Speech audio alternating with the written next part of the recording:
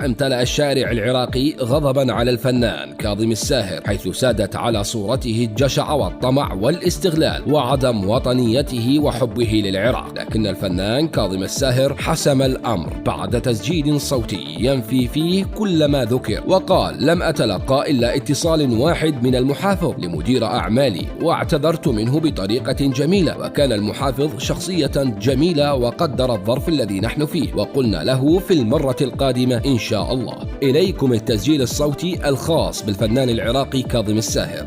صباح الخير أستاذ داود، شفت اللقاء مالتك، يعني حبيت أشكرك يعني، واللي قلته حقيقة يعني أنه فعلا هو اتصال واحد كان من السيد المحافظ لمدير أعمالي، واعتذر منه بطريقة حلوة، وهو نفس المحافظ إنسان راقي كان، وقال له أنا أقدر الظرف، وقلنا له يعني إن شاء الله مرة ثانية تكون.